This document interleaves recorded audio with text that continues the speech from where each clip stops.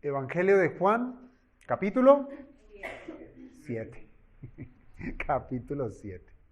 Vamos a seguir estudiando nuestro capítulo 7. Hagamos lectura pública de los versículos 10 al 15. Vamos a avanzar en esta porción. Leámoslo cuidadosamente porque de allí vamos a desarrollar la enseñanza de esta mañana. Dice la palabra del Señor. Pero después que sus hermanos habían subido, entonces él también subió a la fiesta, no abiertamente, sino como en secreto. Y le buscaban los judíos en la fiesta y decían, ¿dónde está aquel? Y había gran murmullo acerca de él entre la multitud, pues unos decían, es bueno, pero otros decían, no, sino que engaña al pueblo. Pero ninguno hablaba abiertamente de él, por miedo a los judíos. Mas a la mitad de la fiesta subió Jesús al templo y enseñaba. Y se maravillaban los judíos diciendo, ¿cómo sabe éste letras sin haber estudiado? Dios bendito y bueno, te damos gracias por tu santa y bendita palabra, la cual creemos, Señor, que indiscutiblemente es la pura verdad. Reconocemos, Padre, que tu palabra no tiene error. Reconocemos, Padre, que en tu palabra encontramos todo lo necesario para la vida eterna. Encontramos todo lo que necesitamos para conocer a tu Hijo Jesucristo, para conocer tu voluntad. Y hoy no es distinto, Señor, no lo es. Hoy vamos, Señor, con el favor tuyo y la guía de tu Espíritu, a sumergirnos en esta porción para entender, Padre de la Gloria, que hemos de tener una consideración correcta de quién es Jesucristo. Así es que te rogamos, Padre, que nos guíes en este estudio, en esta predicación. Te lo pedimos, amado Dios, orando en el nombre glorioso de tu Hijo Jesús. Amén. ¿Podemos tomar asiento, hermanos?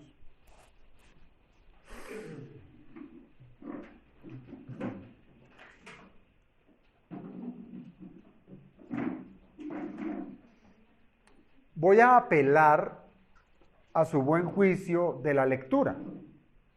Creo que nosotros debemos fomentar la lectura y dentro de la literatura clásica se encuentra un cuento, ¿sí? Un cuento donde se narra la historia de un vanidoso emperador. No sé si ya ustedes van recordando de quién hablo. Se trataba de un emperador que se preocupaba mucho por su apariencia, por la manera en que él vestía. Y eso se juntó con otro suceso, que ante él se presentaron dos astutos estafadores, que le convencieron en hacerle el mejor de los vestidos. Y óigame bien a esto, el mejor de los vestidos que jamás, nunca se ha visto. Y esto es literal. Pues la propuesta de estos era la de confeccionar un vestido invisible. ¿Cómo le parece? Un vestido invisible. Que para todos aquellos que son incompetentes y nada aptos para sus cargos, no lo podían ver. Pero los que sí eran competentes, los que sí eran aptos, sí podían ver ese vestido. Claro, todo se trataba de una farsa. Era una farsa. No había tal vestuario, pero lo que produjo semejante montaje era guiar el pensamiento, acusar a las mentes de los hombres, a obligarlos a mentir. ¿De qué manera? Diciendo que sí podían ver el vestido, que sí lo podían ver. Y entre ellos estaba el mismísimo emperador. Es decir, todos fueron persuadidos a dar su opinión acerca de las nuevas e invisibles vestiduras del emperador. Pero ninguno de ellos quería quedar como un incompetente o un inepto. Por tanto, decían, claro, las podemos ver, son hermosas. Y el mismo emperador decía, uy, ellos lo ven, pues obviamente yo también, ¿cómo voy a decir lo contrario? Pues yo también lo veo, es hermoso, es espléndido. Pues hermanos, en este caso, sí, hubo una presión social, una presión social que llevó a la gente a que expresara su punto de vista, claramente errado, pero también van a haber situaciones en las que nosotros podemos estar equivocados por tener una percepción subjetiva de la realidad. Me explico. En un caso hipotético, en el caso hipotético que deformáramos esta narración que les acabo de enunciar, en el caso hipotético donde las vestiduras del emperador fueran verdaderamente visibles, piénselo usted, y grandemente hermosas, cada quien pudiera dar su propia opinión, ¿verdad? Cada quien da su opinión. Unos dirán que son extravagantes esos vestidos. Para otros serán hermosos las vestiduras del emperador. A uno les gustará las combinaciones de los colores y otros dirán que no es para nada elegante. Esto denota ya no una presión externa, sino un juicio que cada quien construye según ¿qué? Su propio parecer. A mí me parece bien, a mí me parece mal. Ahora, como cristianos, hermanos, como cristianos, nos preguntamos, ¿cómo es posible que los hombres que vieron a Jesús y que escucharon sus enseñanzas y además fueron testigos de sus milagros tengan conceptos tan dispares de quién es Él? ¿Cómo es posible que los hombres que vieron, oyeron y palparon den varios significados de quién es Jesús? Pienso, hermanos, que no es de sorprendernos, ¿cierto? Aquí no hay sorpresa, pues en nuestros días aún la humanidad lidia dando opiniones de quién es Jesús para ellos. Cada quien dice, Jesús es, Jesús es, Jesús es. Y el pasaje de hoy, amados hermanos, que acabamos de leer, nos deja ver cómo las opiniones de los hombres acerca de Jesús son solo eso, opiniones, opiniones. Cada quien se hacía una idea relativa del Señor. No solamente relativa, sino parcializada, superficial, que obviamente en algunos casos pudo haber sido influenciada por el temor o simplemente porque así fue su propio juicio. Pero todo en el ámbito de las opiniones, del me parece. Y yo pregunto, si Cristo es real, como verdaderamente lo es, ¿podemos tener diferentes pensamientos acerca de Él? Respóndeme. Entonces, ¿por qué hay tanta disparidad? ¿Por qué hay tantos conceptos? ¿Por qué hay tantos me parece? Bueno, vamos a abordar este pasaje y lo primero que vamos a encontrar en los primeros dos versículos, es decir, en el versículo 10 y en el versículo 11, vamos a encontrar lo que se conoce como opiniones insolentes. Opiniones insolentes será nuestro primer punto del sermón, versículos 10 y 11. Pero ¿qué es eso de una opinión? Porque he venido hablando de eso, que uno opina una cosa, que otro opina otra cosa. Pero ¿qué es eso de una opinión? Bueno, cuando hablamos de opiniones, la idea fundamental tiene que ver con el acto de pensar o de juzgar o de tener un punto de vista respecto a algo o a alguien. ¿Sí? Se trata de un pensamiento de índole personal, personal, acerca de algún tema, de alguna situación, basados en ¿qué? Basados en la percepción de cada quien, como cada quien lo perciba. Y lo que juzga, lo que piensa, eso es una opinión. Esas percepciones pueden ser influenciadas. ¿Influenciadas por qué? Por una escala de valores. Cada quien tendrá una escala de valores y conforme a esa escala de valores, pues generará sus percepciones. O también puede ser las opiniones ligadas a las emociones. Mire, hay quienes se emocionan porque, qué sé yo, alguien me decía en esta semana, es que pastor, yo lloro hasta viendo La Rosa de Guadalupe. Entonces, yo no lloro, yo cambio el canal o lo apago, ¿sí? Son percepciones, ¿cierto? Que las mismas emociones van moviendo lo que yo opino de algo o de alguien. También podemos ver que esas percepciones pueden ser influenciadas por la información que se tenga en ese momento, ¿cierto? Pero, ¿esto a qué nos lleva, hermanos? Esto nos lleva a que una opinión está lejos de sujetarse a un valor absoluto, ¿cierto? Está lejos. Por ejemplo, una persona puede preferir el color rojo, mientras que la otra puede preferir el color azul.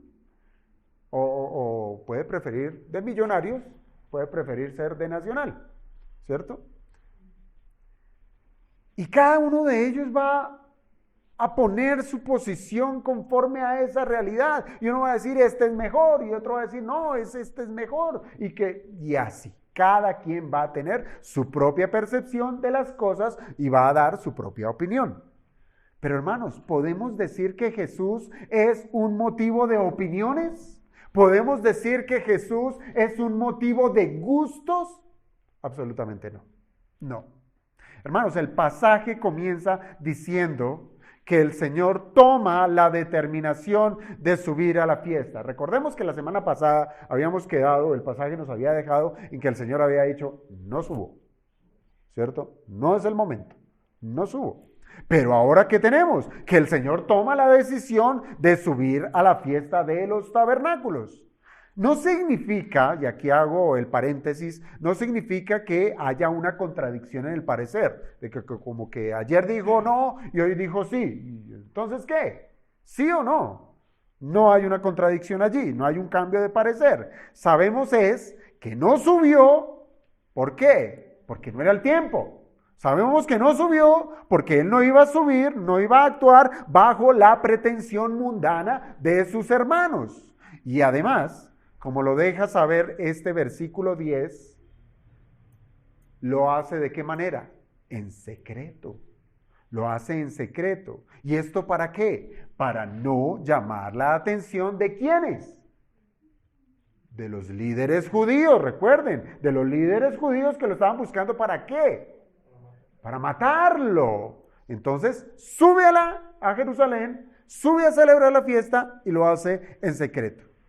Y como era necesario cumplir la ley a cabalidad de parte del Señor Jesucristo, entonces sube a Judea, pero de manera que no llamara la atención.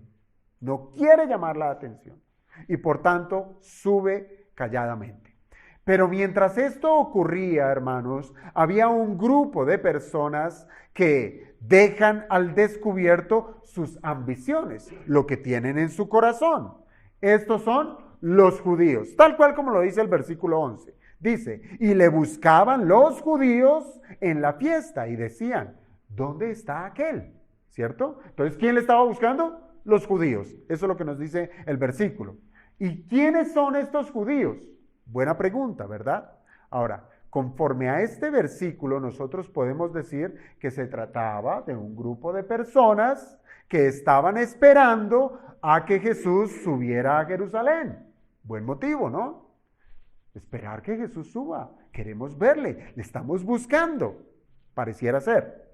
Ahora, Jesús, como buen judío, ya había participado de fiestas anteriores, es decir, de fiestas como la Pascua y otras Es decir, había ya subido en varias situaciones a Jerusalén.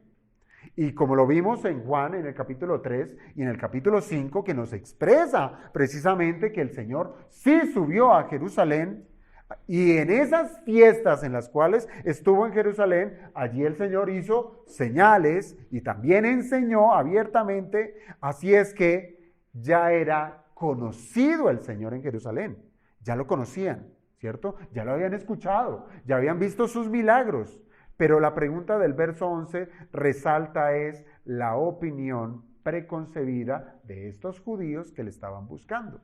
Ahí está el punto clave. ¿Cuál es la pregunta? ¿Dónde está aquel? Pudiera ser una pregunta cualquiera. Pudiera ser una pregunta como, quiero saber, ¿dónde está aquel? Pero hay otras versiones, traducciones al español de la Biblia, en donde se traduce esta pregunta de esta manera. ¿Dónde está ese?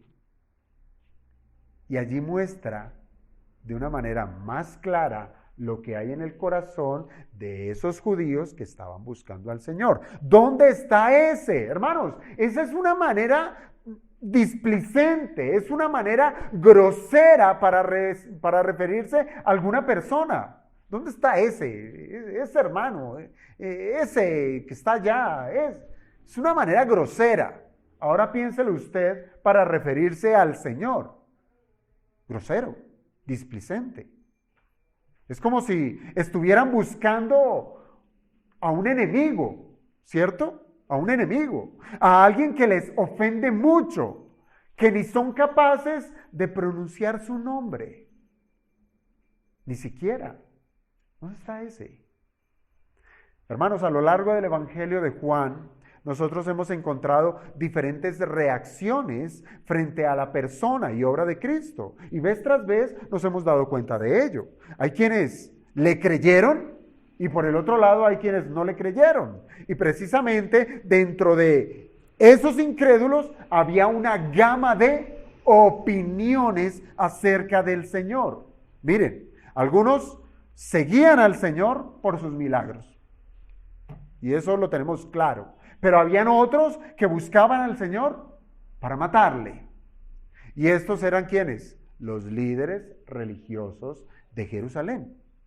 Pero es por este evangelio, hermanos, que nosotros sabemos que Jesús es el Hijo de Dios. Esa es la intención que tiene Juan al escribir este evangelio para presentar a Jesucristo como el Hijo de Dios. Y como creyentes nosotros lo sabemos, nosotros lo creemos. Pero para los judíos que estaban buscando al Señor y preguntándose, ¿dónde está ese?, les resultó una completa locura las declaraciones que el Señor hizo al decir que Dios era su Padre.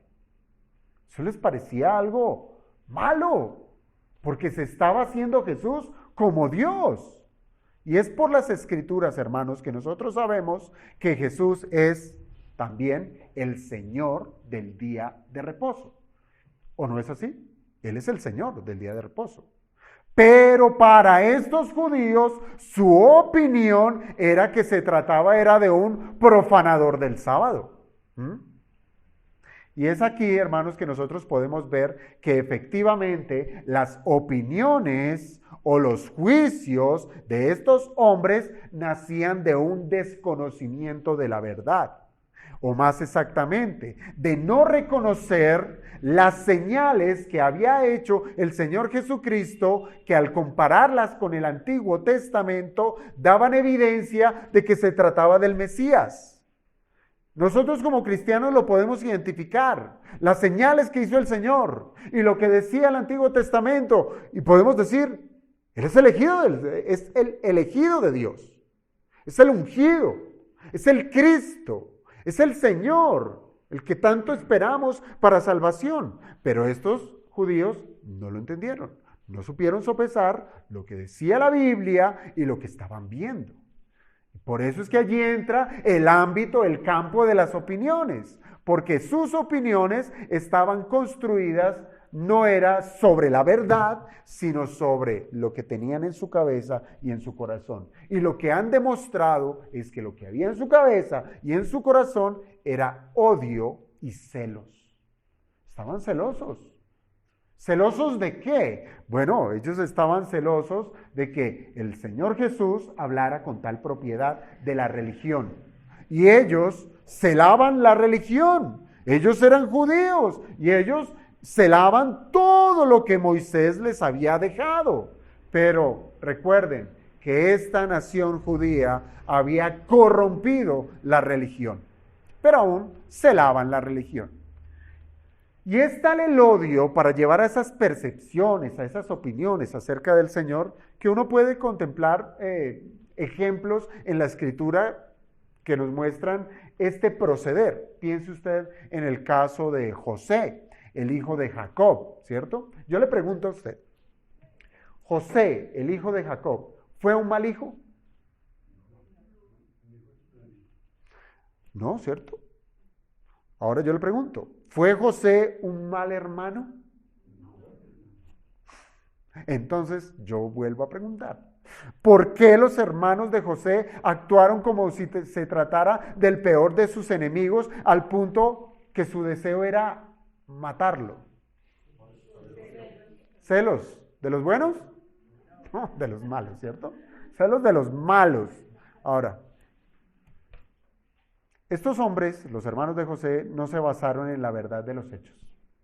Si se hubiesen basado en la verdad de los hechos, hubiesen visto a un buen hermano, a su hermano menor, ¿sí? Al hermano que hay que cuidar, al hermano que hay que proteger. Pero no lo vieron así, lo vieron con celos. No se basaron en la verdad de los hechos, sino en lo que para ellos les pareció mejor hacer por causa de lo que ellos tenían preconcebido. Sus celos. Y obviamente, hermanos, esto es un pecado terrible, y más cuando a quien se desprecia es a Jesucristo. Porque a nosotros nos pasa, y eso yo creo que es lo habitual, de estar despreciando a los hombres, de diferentes maneras, medidas, etcétera. Pero menospreciar al Señor Jesucristo, despreciarlo, piénselo. Quien se ha revelado como el pan de vida, que descendió del cielo para dar vida a los hombres y aún así despreciarlo. Y en lugar de ver a Jesucristo como un benefactor, porque eso es lo que vino a hacer, traer bienes a los hombres, prefirieron emitir su juicio basándose en un error. ¿Cuál error? ¿En cuál error cayeron estos judíos? Bueno, en ver en Jesús a un enemigo de la religión judía.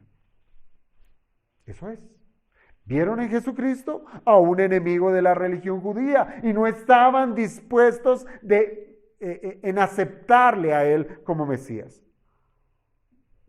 Entonces, estos judíos, hermanos, tenían una opinión insolente, ¿cierto? Una opinión insolente. Tratar a Jesús como ese, es una verdadera falta de respeto. Es un atrevimiento tratar de esa manera a quien trae un mensaje de salvación. Piénselo, aquel que le sirve bien y tratarlo mal, como sucedió en el Antiguo Testamento a los profetas, que por más de que traía una palabra dura de juicio, esas palabras que llevaba el profeta eran con un propósito, y era llamar al arrepentimiento. ¿Y qué sucedió? A los profetas los persiguieron, a los profetas los mataron. Es decir, al mensajero del evangelio, al mensajero de la salvación, fue relegado. Pero mayor que los apóstoles, y mayor que los discípulos, y mayor que los profetas, era el Señor Jesucristo, el autor mismo de la vida, y Él fue relegado. Un concepto equivocado. Ahora, los siguientes versículos del texto nos llevan a considerar las opiniones, otras opiniones, que son opiniones divididas, pero sujetas al miedo. Opiniones divididas sujetas al miedo. Las primeras veíamos que eran sujetas a la percepción natural de cada quien. De lo que a cada quien le parecía, eso era lo que apuntaba con su dedo de quién es Jesús. Lo vieron como un enemigo de la verdad, como un enemigo de la religión. Ahora, los versículos 12 y 13 nos presentan ya unas opiniones divididas, pero sujetas al miedo. Mire, este par de versículos nos dicen de otro tipo de personas que también tienen sus propias opiniones acerca de Jesús. Dice los versos 12 y 13. Y había gran murmullo acerca de él. ¿De quién? De Cristo. Entre la multitud, pues tenemos un grupo que decían, es bueno, pero había otro grupo que decía, no, sino que engaña al pueblo. Pero ninguno, óigase bien, ni los de este lado, ni los de este otro lado, ninguno hablaba abiertamente de él. ¿De quién? De Cristo. ¿Por qué? Por miedo a los judíos. Aquí nosotros encontramos dos tipos de personas que pueden clasificarse de acuerdo a ¿qué? A sus opiniones, ¿sí? Esa es la distinción que nos presenta aquí el texto. Se pueden clasificar en dos grupos conforme a sus opiniones. Había quienes tenían una buena opinión de Cristo y también estaban los que tenían una opinión desfavorable del Señor. Ahora, pensemos en los que decían, es bueno, ¿sí? En ese grupo, que tenía esa opinión, es bueno.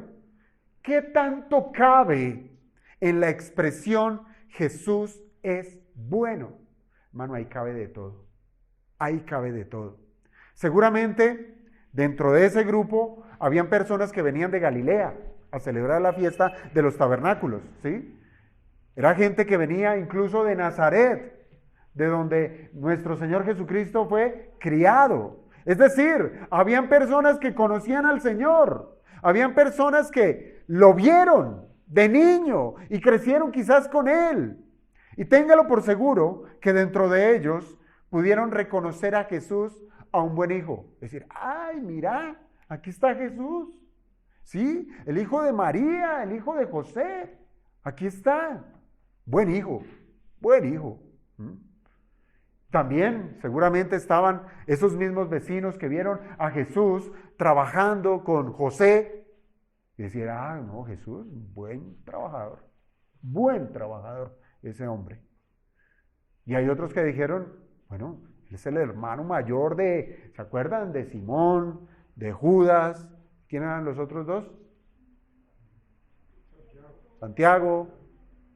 José, era el otro. ¿Sí? Ah, es el hermano mayor de estos hermanos. Un buen ejemplo para sus hermanos, un buen ejemplo para ellos. En últimas, pudieran estar diciendo, Jesús es un buen hombre. ¿Cierto? Un buen hombre. Ahora, considerar a Jesús como bueno también pudo venir de aquellos que recibieron alguna consolación por los milagros que recibieron de parte del Señor Jesucristo. Recuerden, el Señor hizo varios milagros, hizo sanidades, alimentó. ¿Y qué más no hizo el Señor? Liberó a algunos de espíritus malignos, etcétera. Algunos recibieron bienes de parte del Señor. Y recordemos, por ejemplo, en un caso particular, el caso de este hombre allá en Betesda, este hombre que era paralítico, ¿cierto? Que después de haber recibido la sanidad, vienen los judíos y lo llaman, ¿sí? Y lo confrontan y le preguntan, venga para acá, joven, dígame usted, ¿quién es el que le dijo a usted, toma tu lecho y anda? Y la respuesta de este hombre, hasta ese momento, era una respuesta algo difusa. ¿Por qué? Porque el texto nos sigue diciendo que el que había sido sanado no sabía quién fue. En esa primera entrevista, no sabía quién fue. Pero piense esto, y aunque no supiese el nombre de quien le sanó, la sanidad que recibió fue algo que, ¿bueno o malo? Fue algo bueno. No sabía el nombre del que lo sanó, pero era algo bueno, Por tanto, para ese hombre, en ese momento, Jesús era bueno, era un sanador, ¿verdad? Ahora piense por este lado. Seguramente también había quienes habían puesto su oído a lo que él enseñaba. Lo habían escuchado enseñar. Y le reconocieron como ¿qué? Un buen maestro. Decía, uy, él sí que enseña, sabe lo que dice, un buen maestro. Y esto me recuerda, hermanos, a un pasaje que nos presenta uno de los sinópticos, en donde hubo un joven rico, ¿se acuerdan de ese joven rico? Que se acerca al Señor y le dice, maestro, bueno, le dice, maestro bueno, ¿qué bien haré para tener la vida eterna? Pero le llamó maestro bueno, y la respuesta del Señor fue más desconcertante. ¿Por qué? Porque a manera de pregunta, Él le dice, ¿por qué me llamas bueno? Ninguno hay bueno sino uno, Dios. Y esto es importante, ¿por qué? Porque o el joven rico estaba equivocado en llamar bueno a Jesús, el hombre, o estaba declarando que Jesús es Dios. Solo habían dos caminos. Y en ese caso la respuesta es la primera. Él estaba viendo a un buen hombre. Pues este joven estaba dando su opinión conforme a lo que para él es bueno. ¿Sí? ¿Lo entendemos? Es decir, que dentro de la expresión Jesús es bueno, cabe de todo. Cabe de todo. Usted puede hablar con un testigo de Jehová, Jesús es bueno. Usted puede hablar con un mormón, Jesús es bueno. ¿Sí? Usted puede hablar con un católico romano, Jesús es bueno. Usted puede hablar incluso, bueno, ahí sí toca hacer una distinción. Usted puede hablar con un judío, y si el judío no es tan ortodoxo, tan extrema derecha, le va a decir, era bueno, nombre bueno. Jesús es bueno. Pero hermanos, así es que es verdad, esto es verdad. No hay duda que el Señor era bueno. Y Él había causado precisamente una buena imagen en mucha gente. Pero decir que Jesús es bueno, óigame bien a esto. Y espero que se lo grabe en el corazón. Decir que Jesús es bueno no es garantía de tener la certeza de quién es Jesús verdaderamente. No es garantía. ¿Cuál es la garantía? La garantía es conocer a Jesús como lo presenta la Biblia. Jesús es el Hijo de Dios. Jesús es la segunda persona de la Trinidad. Jesús es verdaderamente el Salvador del mundo. Jesús es. Y todo lo que dice la Biblia acerca de quién es Jesús. Esto demuestra, hermanos, que la opinión de los hombres va a variar a lo que cada quien reconozca como bueno. Cada quien, incluso eso, amados hermanos, cada quien puede tener un concepto diferente de lo que es bueno. ¿No es así, como lo dijo el profeta, que algunos a lo malo llaman bueno? Hasta en eso. Bueno es tener una relación homosexual, bueno es el adulterio, bueno es la fornicación, bueno es robar, bueno, para todo es bueno. Hoy en las escalas de valores, se rasgan las vestiduras porque el político se robó una millonada. Pero el hombre que le robó, le raponó algo para poderle llevar la comida a su familia, pobrecito, él no tenía que comer. Le justificamos, a lo malo le llamamos bueno. Una escala de valores en donde bueno puede ser esto, puede ser esto, puede ser esto, cualquier cosa puede ser bueno. Hasta lo malo se le llama bueno. Pero bien, por el otro lado tenemos, al grupo que decían que Jesús es bueno, pero tenemos a otro grupo. ¿Cuál? Al grupo de los que tenían una opinión negativa. ¿Cuál era la opinión negativa? Dice el texto, es un engañador.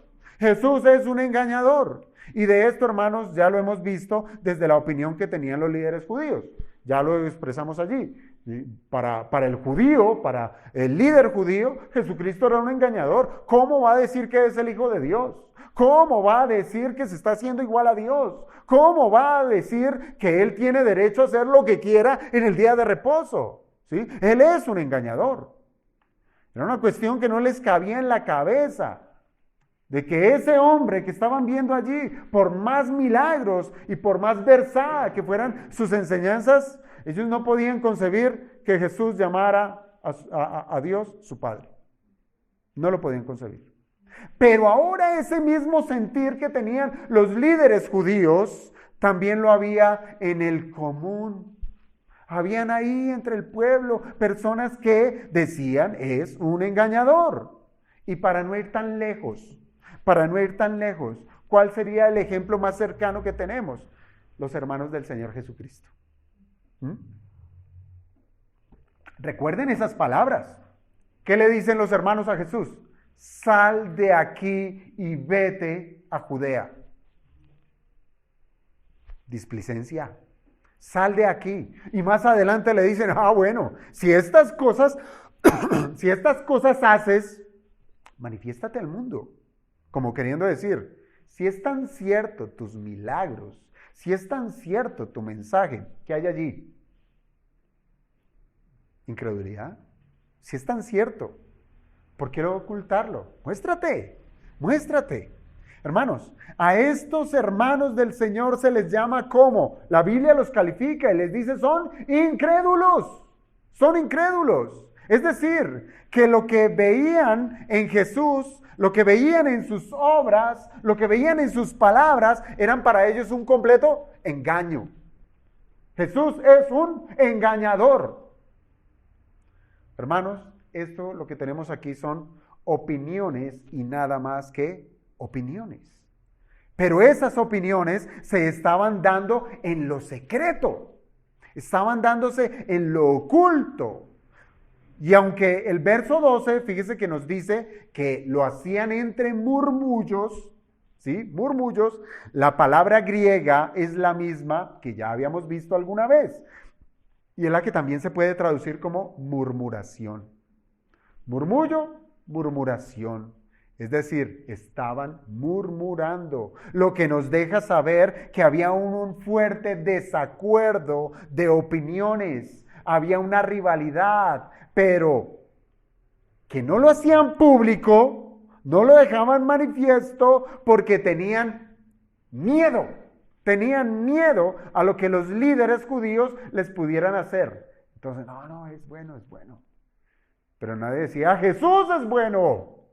Categóricamente decía, ¿dónde está Jesús? ¿Dónde está el que me salvó? ¿Dónde está el que me predicó? No lo decían, ¿por qué? Porque tenían miedo. Pero al igual estaban los otros que decían, que tampoco levantaban su voz para decir, el engañador, crucifíquenle. Todavía no era el tiempo. No levantaban su voz. ¿Por qué? Porque tenían miedo. Hermanos, yo sé que el Señor no nos manda a levantar peleas en asuntos de la fe. Aunque tenemos obviamente la instrucción de defender nuestras convicciones doctrinales y que estemos lo suficientemente equipados para dar respuesta a todo aquel que duda, pero todo en el ámbito de la mansedumbre, ¿sí? El Señor no nos está mandando allá a que salgamos a pelear con una secta, a que saquemos pancartas y que nos tomemos las calles, cerremos las vías. No, nada de eso nos manda el Señor. Pero lo que aquí tenemos es un asunto de meras opiniones. Y en esas opiniones se estaban peleando el pueblo. Y aún así, trajo tantas discordias, pero discordias que no eran abiertas, no eran públicas por causa del temor. Esas diferencias estaban siendo silenciadas, o cuando menos se les estaba bajando el volumen. ¿Por qué? Porque la multitud tenía miedo de los judíos.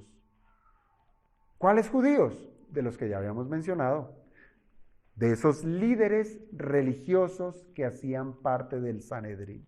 Ya se escuchaba por allí escaramuzas de que los judíos, los líderes judíos, estaban buscando a Jesús para matarle. Entonces, ¿quién se iba a atrever a decir, uy, no, pero Jesús es bueno y yo levanto mi voz y estos están buscando a Jesús para matarme, entonces yo cómo quedo expuesto? Un enemigo más del Sanedrín. Y tiene sentido, ¿por qué? Porque debido a que el pueblo reconocía al Sanedrín como la asamblea compuesta por esos líderes capacitados de la religión judía y que en su conocimiento de las Escrituras podían determinar el curso del pueblo en todo lo que respecta a la religión e incluso a la política. Eran sus líderes. Y oponerse al líder, imagínese usted, ¿en qué pudiera resultar? Bueno, pero lo que sucedía es que hasta ese momento no había una posición oficial de parte del Sanedrín respecto a Jesús. Como les digo, habían comentarios, ¿sí? Está el Sanedrín, piénselo así, salón donde se reunían los ancianos, los maestros, y allí juzgaban. Pero los fariseos mandaban por las regiones a estar mirando cuando se levantaba algún profeta, algún predicador aquí y por allá para evaluar. Y lo veíamos en el caso de Juan el Bautista. Allá les llegó una comitiva de los fariseos. Decir, bueno, ¿y tú quién eres? ¿Sí? Y así empezaban a indagar. Y eso era lo que estaba pasando. Ya estaban indagando allá por fuera y se dieron cuenta que Jesús era un engañador y querían matarlo. Pero oficialmente el Sanedrín no había tomado una posición todavía. Solo habían que opiniones entre unos y otros. Y el pueblo, por tanto, estaba allí en la mitad y no se atrevía a tomar una posición abierta sin antes saber qué consideraba el Consejo Judío. Entonces, veremos a ver qué dice el Sanedrín. Y por ese lado me recuesto. ¿Para qué? Para no ofender. Hermanos, estar en desacuerdo con el Sanedrín tenía consecuencias. Por ejemplo, una sencilla, una básica, una consecuencia era ser excluido de la sinagoga. ¿Y qué era esto? Quedar el individuo relegado de la comunión religiosa. Y a esto se le sumaba, claro, la desaprobación social, siendo descalificados, o más bien calificados como rebeldes. Es decir, uy, este rebelde piensa contrario a lo que nosotros decimos. Son rebeldes. Y recuerden lo que le pasó al rebelde Esteban, por así decirlo. ¿Qué le pasó a Esteban por reconvenir a los líderes judíos, por reconvenir al sumo sacerdote? ¿Qué le pasó? Lo mataron. ¿Había méritos por tener miedo? Tenían miedo. Y de esta manera, hermanos, las opiniones de esta multitud estaban altamente matizadas por la influencia del temor que le tenían a los líderes religiosos. Le tenían miedo. Aunque podían tener ciertas ideas personales de Jesús, claro, estarían dispuestos a cambiar de parecer para complacer ¿a quién? A sus líderes. No, es que pudo suceder, aquí yo ya estoy especulando, pudo suceder que había uno que decía, es bueno, pero si desde el Sanedrín dice, no, es un engañador, bueno, es un engañador. Estas son opiniones, hermanos, opiniones diversas, sujetos al miedo, sujetas al ¿qué dirán? Y de eso hoy viven muchos que se hacen llamar cristianos. ¿Qué dirán? ¿Cómo? ¿Yo no puedo vestirme como lo hace el mundo? Porque la religión, Cristo me dice que debo honrarle vistiéndome de una manera decorosa. Pero el mundo, ¿qué dirá? ¿Me aceptará? ¿No puedo hablar como el mundo habla? ¿No puedo participar de las cosas? No, ¿qué dirán? Y estamos ahí expuestos a esas opiniones que afectan ahora lo que nosotros estamos proponiendo de lo que hemos de considerar del mundo. ¿Al qué dirán? Y ante un panorama de tantas opiniones, fruto del parecer de cada quien, y aún fruto del miedo al que dirán, el Señor hace una presentación personal en Jerusalén. Una presencia en Jerusalén de una manera pública, ¿Para qué? ¿Por qué el Señor hizo eso? Hermanos, yo estoy convencido que lo hizo para disuadir cualquier percepción equivocada de quién es Él. Y por eso llegamos a nuestro tercer punto, y es derribando opiniones necias. ¿Cómo? Versículo 14. Mas a la mitad de la fiesta subió Jesús al templo y enseñaba. Versículo sumamente importante y clave. Mas a la mitad de la fiesta subió Jesús al templo y enseñaba. ¿Cuánto duraba la fiesta de los tabernáculos? 8 días. Es decir, llegó más o menos al cuarto día. Ojo, no es que haya llegado a la fiesta a la mitad de la semana. Aquí nos dice, mas a la mitad de la fiesta subió Jesús al templo. Él ya había llegado. Ya había llegado. Lo que hace es que a la mitad de la fiesta sube al templo y enseñaba. Pero volvamos al principio. Si las opiniones son subjetivas, es decir, se basan conforme a las apreciaciones personales, a lo que al hombre le parece, según sus propias experiencias, entonces, conforme al número de personas, asimismo hay número de ¿qué? De opiniones, ¿sí? Así hay el mismo número de personas, vamos a encontrar el mismo número de opiniones. Pero hermanos, Jesús no es un cúmulo de opiniones. No podemos decir, tomo todas las opiniones de ustedes, y hacemos una declaración de todo lo que cada quien piensa. Y esto es Jesús. No, Jesús no es un cúmulo de opiniones, sino que Jesucristo es la misma verdad. Yo soy el camino, la verdad y la vida. Él es la verdad misma. Y una verdad, óigame bien a esto, una verdad para ser verdad tiene que ser absoluta. Tiene que ser absoluta. Es decir, no tiene diferentes interpretaciones. O es blanco o es negro. Y la presencia del Señor ahora en el templo tiene la intención de no dejar duda de quién es Él. Yo le pregunto, según el verso 14, ¿quién es Jesús? Según el verso 14. ¿Cómo dijo, hermano? Maestro. Maestro, ¿cierto? Según el versículo 14 dice, subió Jesús al templo y enseñaba. Hermanos, Jesús es el Señor del templo y Él es el profeta de Dios. En un solo versículo nos está diciendo lo que es Jesús. El Señor del templo y el profeta de Dios. Hermanos, se trata, este versículo 14 de Juan 7, se trata del cumplimiento de la profecía de Malaquías. Vaya, busque en Malaquías capítulo 3, versículo 1. Último libro del Antiguo Testamento. Último libro del Antiguo Testamento, Malaquías 3:1. Allí podemos leer: He aquí, yo envío mi mensajero, el cual preparará el camino delante de mí. Aquí se está profetizando a Juan el Bautista. Y vendrá súbitamente a su templo el Señor, a quien vosotros buscáis, y el ángel del pacto, a quien deseáis vosotros. He aquí viene, ha dicho Jehová de los ejércitos. Hermanos, así es que si se trata de tener una idea correcta, tiene que estar sustentada en la verdad. Y la palabra de Dios es verdad.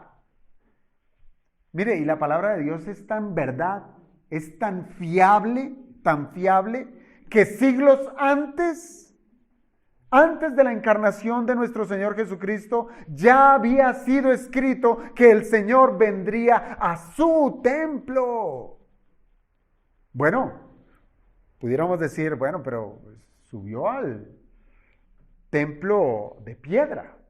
Subió al segundo templo, ese que fue reconstruido por Herodes, ¿verdad? Pero podemos decir que ese segundo templo le pertenecía al Señor.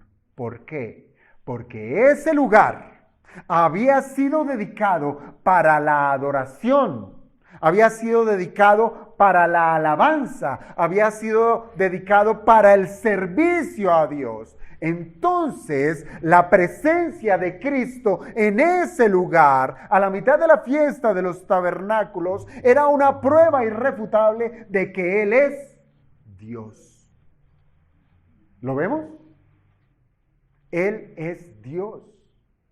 No se sabe a qué parte de ese templo tan gigantesco Él estaba. Algunos comentaristas han dicho que Él estuvo allá en las escalinatas de la plaza de los gentiles. Bueno, pero allí el Señor subió al templo y estaba en su casa. Y recuerden que desde el mismo Evangelio de Juan, la primera vez que Él subió al templo, en la Pascua, en la primera Pascua que celebró desde su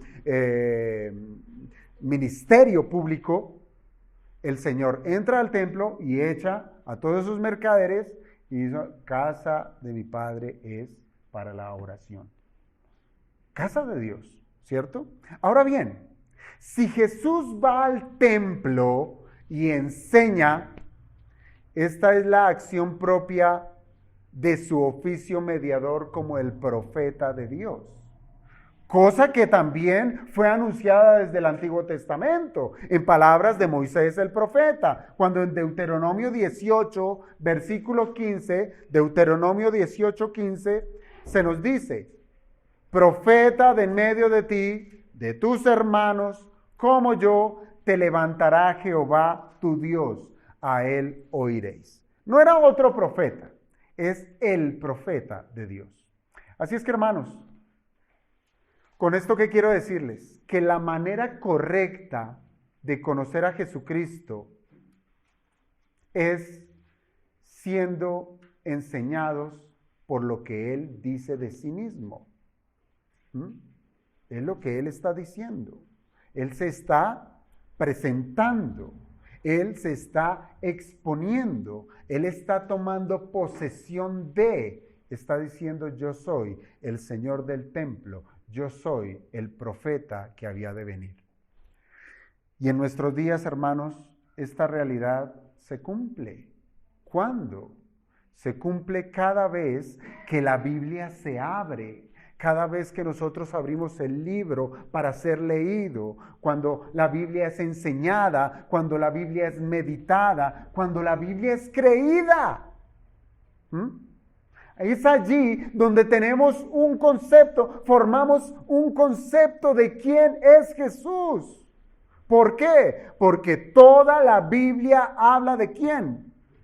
De Cristo. Nos habla de su carácter, nos habla de su doble naturaleza, nos habla de sus perfecciones, nos habla de su plan redentor, nos habla de sus oficios como mediador. Recuerden que nos habla como profeta, como sacerdote, como rey. Así es que, hermanos, tener una Biblia y aprovecharse de su contenido puede llevar al hombre a tener un conocimiento objetivo del Señor Jesucristo y de su voluntad. No es me parece. Muy diferente, ¿verdad? Y digo puede, ¿por qué? Aunque la Biblia es completamente verdad y en ella no hay error, aún así habrá quienes no creerán. Y para la muestra, un botón. Versículo 15. El Señor sube al templo y enseña. Y nos dice el verso 15. Y se maravillaban los judíos. ¿Cuáles? Estos que buscaban matarle. Y se maravillaban los judíos diciendo: ¿cómo sabe este letras sin haber estudiado? Mire, por más que los judíos odiaban a Jesús, escucharle enseñar les resultó ¿en qué? En una maravilla. Les resultó en asombro. Buscaban para matarle. ¿Dónde está ese? Y lo escuchan predicar. Dicen, wow, qué enseñanza. Qué manera de predicar. Pero hermanos, hay asombros que son buenos y hay asombros que son malos. Hay asombros que son buenos y es cuando nosotros reconocemos que hay cosas que superan nuestros propios límites. Es allí donde nosotros nos asombramos, donde nos maravillamos de decir, uy, esto ni se me había pasado por la cabeza y qué cosa tan espectacular. Y digo que son asombros buenos cuando alabamos esa magnificencia, esa perfección, cuando la alabamos y decimos, qué bueno, es espectacular.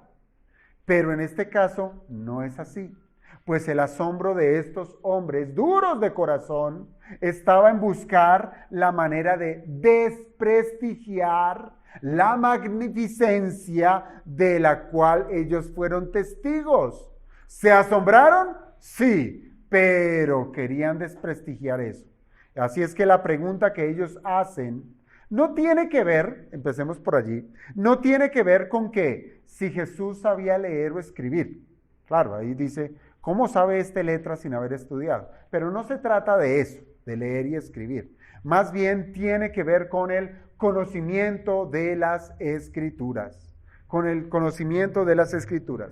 Mire, en ese tiempo, se podía certificar una persona que conociera las Escrituras, decir, verdaderamente conoce las Escrituras, es cuando esa persona estaba sujeta a un maestro.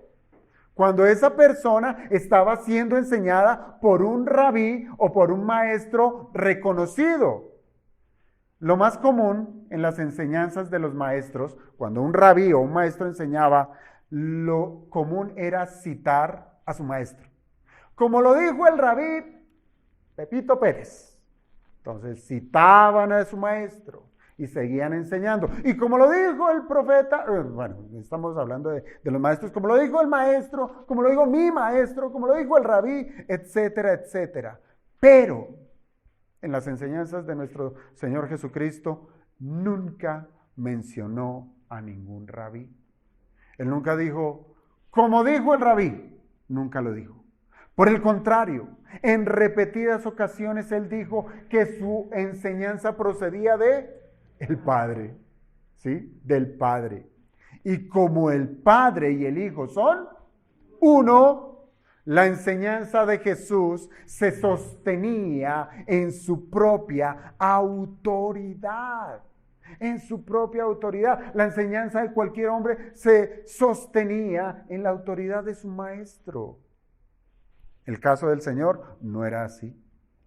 Cuando el Señor predicó, recuerde usted, el Sermón del Monte, que está consignado en 3 capítulos del Evangelio de Mateo, capítulos 5, 6 y 7, al finalizar uno encuentra un registro paralelo de las palabras que tenemos aquí en el versículo 15 de Juan 7. Algo muy parecido. ¿Por qué? Terminó de predicar el Señor en el Sermón del Monte, ¿sí? Y dice el texto allá en Mateo 7, 28 y 29. La gente se admiraba de su doctrina. ¿Sí ven? Es un pasaje paralelo. Estaba hablando prácticamente de un suceso muy similar. Había admiración, había maravilla, había asombro. La gente se admiraba de su doctrina. ¿Por qué? Porque les enseñaba como quien tiene autoridad y no como los escribas. No como los escribas. Pero hermanos, para estos judíos, allá en Juan 7:15, el maravillarse no fue suficiente para creer en Jesús. No, pues aún se sostuvieron en sus propias opiniones. En sus propias opiniones. Dijeron, ¿quién es este? ¿Quién le enseñó? ¿Cómo quién? Como aquel día que le dijeron, bueno, y le hicieron el milagro al de Betesda, y bueno, ¿y quién le mandó a hacer eso? ¿No es que es día de reposo? Así de enceguecidos estaban. Hermanos, ¿qué podemos concluir de esto? Este pasaje nos deja la enseñanza que a Jesús solo se le puede conocer de la manera correcta. Solo se le puede conocer de la manera correcta. Es más, no hay diferentes formas de conocerle. No, solo hay una manera de conocer a Jesucristo. ¿Cuál? ¿Y qué hacemos con la película de Mel Gibson? ¿Ah? Y ahorita van a ver películas del nacimiento del Señor. De pronto sale una nueva, desde Hollywood, para el mundo. ¿Sí? No podemos conocer al Señor Jesucristo por ahí. Solo hay una manera correcta, y es la manera que el mismo Señor dijo: escudriñad las Escrituras, y ellas son las que dan testimonio de mí. No dijo escudriña tal, escudriñala a tal otra forma, mire para el techo, mire para el cielo, y a ver, escudriñeme a mí. No, él no dijo eso. Escudriñad las Escrituras. Por tanto, conocer a Jesús no es un asunto que queda en el arbitrio de lo que el hombre le parezca. Cuidado, porque nosotros somos muy ágiles mentalmente para eso. Es que a mí me parece. Y siempre ese a mí me parece está fundado es porque a mí me funcionó. Entonces, si me sirve, ¿es verdad? No. Al narcotraficante le sirven sus negocios y se llena de plata. ¿Sí? ¿Y está bien? No. No. No es lo que sirve, es la verdad. Siendo Jesús una persona real que vino a este mundo y se dio a conocer por sus actos y por sus palabras, y que esos actos y esas palabras quedaron registradas en la Escritura. Hermanos, y si nosotros reconocemos que la Biblia es la palabra de Dios, así es que conocer a Jesús está muy lejos de ser un asunto subjetivo. Muy lejos. Como cristianos, somos responsables de escudriñar la Biblia, la cual da testimonio de Jesucristo. Un testimonio basado en palabras y en hechos, que por medio de la fe, solamente por medio de la fe, es que logramos creer que es la pura verdad. Y solo así vamos a tener convicciones, no opiniones de quién es Jesús. Son dos cosas muy distintas. Un cristiano debe tener convicciones, no opiniones. Usted, como cristiano, sabrá discernir si su concepto de quién es Jesús es una mera opinión o es una convicción. Y esto es cuando usted cree o no cree lo que dice la Biblia. Así es, así es. Estamos viviendo, hermanos, tiempo donde somos saturados de información, ¿no le parece?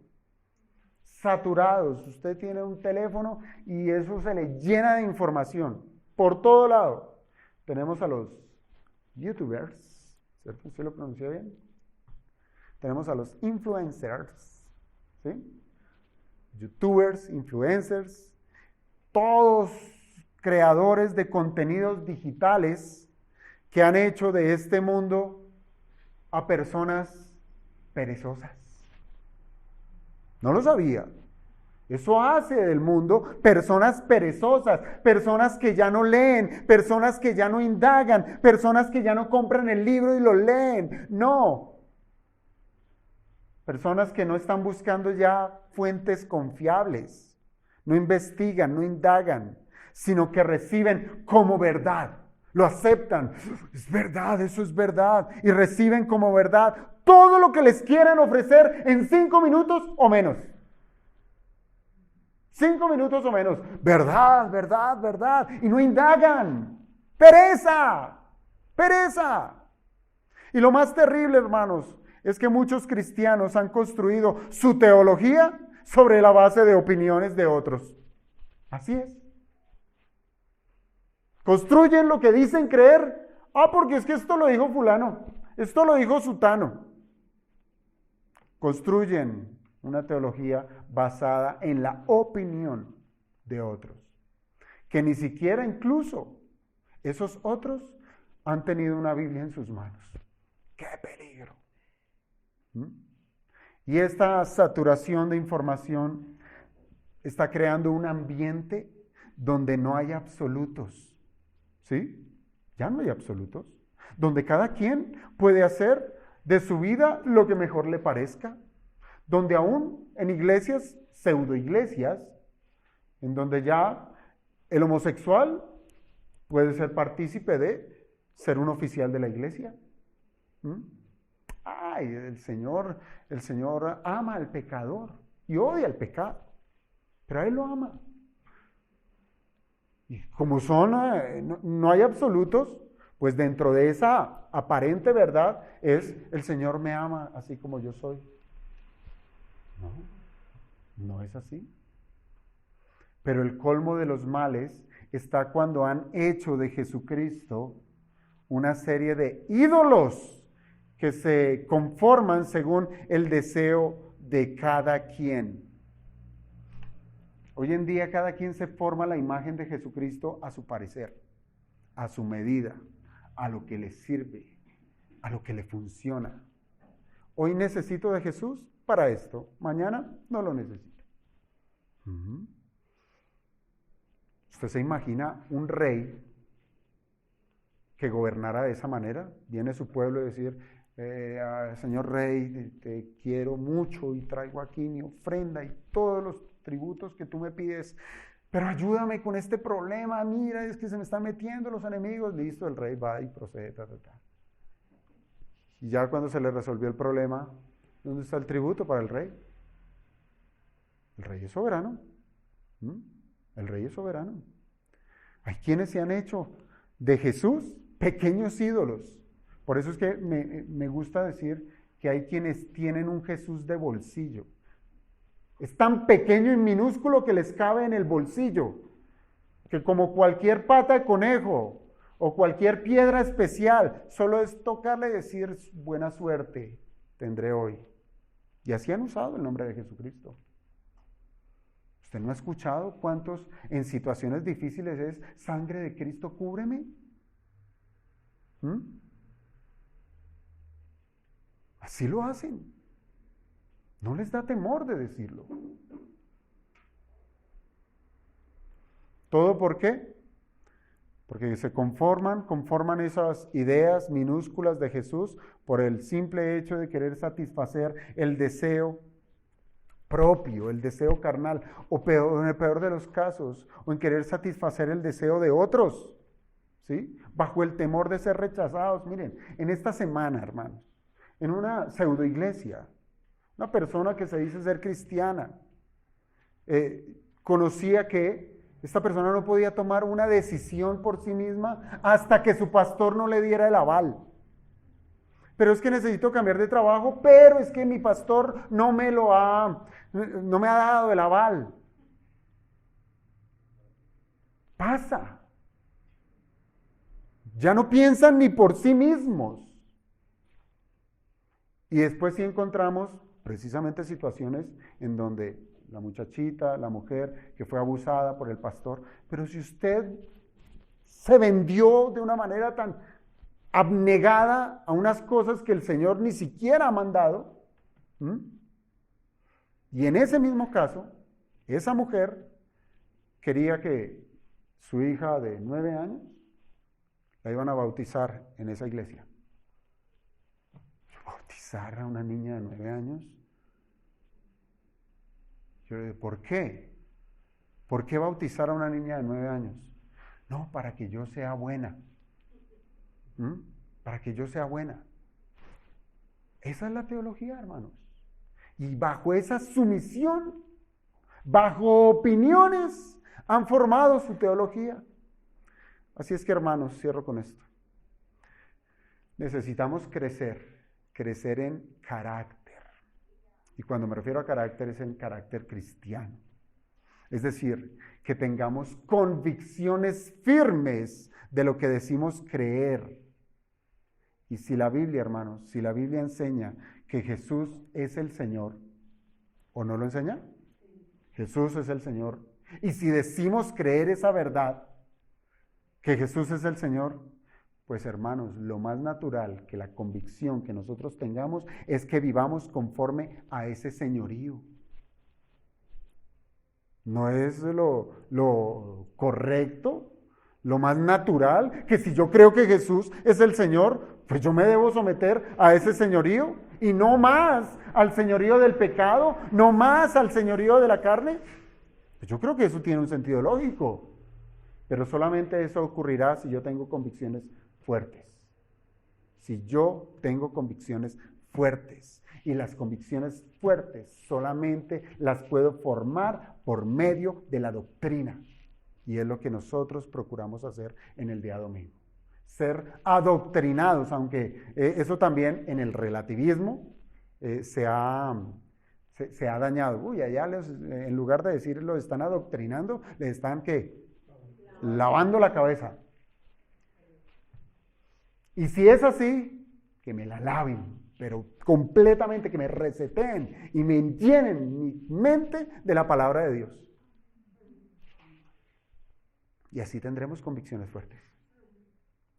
Vamos a orar, hermanos, para que el Señor nos ayude en este asunto.